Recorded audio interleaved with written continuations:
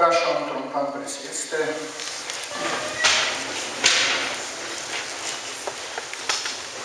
Parapijos skelbimai.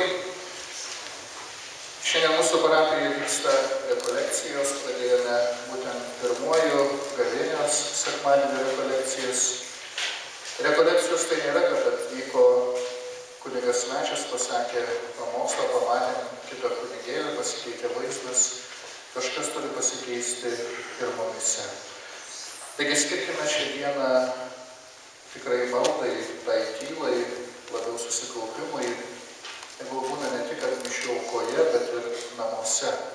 Tikrai būtų tas ramybė, ta tyla šiek tiek tokia išlaikyta, didesnis įsimąstymas, apmąstant šios dienos Dievo žodį. Taigi taip pat atlikite progą, pasinaudokite progą atlikti išpažintį ir po šventųjų mišių klausyklos kambarėlė taip pat bus klausomos išpažintis, kad pas kunigas švenčia. Gavėnios metu sekmadieniais po 10 valandos šventųjų mišių, kaip ir pernai, eisime kryžiaus kelią. Taigi gavėnios laiku pakvieskite kunigą ligoniui, kad jie atliktų išpažintį ir priimtų komuniją ir taip su visais mumis galėtų švęsti Velykas. Taigi galite, kaip sako, neatvėrę piniginės padėti, tai 2% pajamų mokesčio sumos, paraginkite kaimynus, šitie lapą nuneškite ir šitas lapų, tie 2% bus skiriami šildymui. Taigi kiek surinksime šildymui, tiek įsigysime tų šildytuvų. Taip žiemą ir šiltai praleisime. Taigi ačiū tie, kurie jau pervedėte, geriausia tai padaryti elektroniniu būdu, tai yra pats priimtiniausias būdas.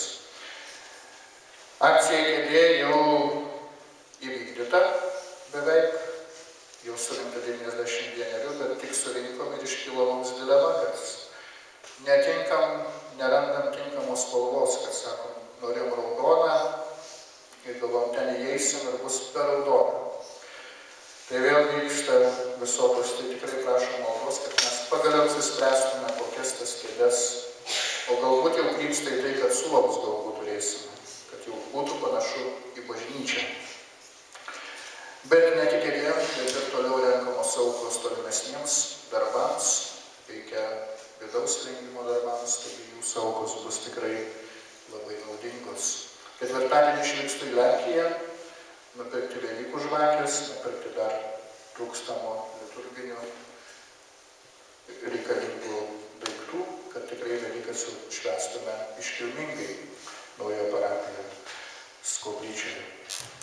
Taigi didelis ačiū šiandieną šventų mišių aukai aukuosiam kunigui Kęstučiui Geniui, tai jis yra Kauno kunigų seminarijos prefektas, vicerektorius, galim sakyti, tai mano kursinis, mes kartu su juo baigėm seminariją, kartu vis vadindavo, buvo Michelevičius vyskupas ir Tamulevičius tėveliukas, nes visą laiką kartu, jie kartu būdavo irgi nuolat kartu vaikščiodavo ir mes visą laiką šalia. Nu, kažkas iš mūsų gal taps, tai vyskupo aš kažkaip nelabai.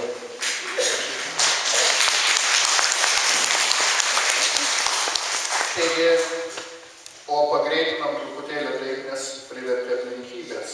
Negirdėjau sakė, išvažiuoja į Kanadą lietuviams pravesti, va rytoj įskrenda, visą mėnesį bus Kanadoje kunigas Kęstutis, tai jis labai jaudinasi. Pirmą kartą netikėtai, žinot, pas mus kunigų gyvenime buvo netikėtai, gauna žinutę, kad reikia skristi. Tai jį palydėkite taip pat malda, kad jam viskas pavyktų ir tikrai įeitų į užsienio lietuvių širdis. O dabar prašysime suteikti palaiminimo, bet taktiškai iš karto eisime kryžiaus kelią. Dar primenu, kad turime atlikti pareigą pilietinę. Žinote, kitą sekmadienį, kovo 1 yra rinkimai. Ir mes esame stebimi, nes mes meldžiamės rinkiminėje apylinkėje. Per antrą turą, kai vyko prezidento rinkimai, tai buvo iškviesta, buvo du skundai. Vienas sakė, kad čia yra portretas Grybauskaitės kabo, kitas, kad kunigas kalba apie rinkimus. Tai žinot, pasijaučiau kaip sovietmetį. 3 rinkimų stebėtojai su kortelėm, visas mišias klausė, ką kunigas kalba. Tai beveik kaip KGB sekdavo. Taigi, taip įdomus klausimas. Bet neužmirškime ir pabalsuoti. Tai mūsų pilietinė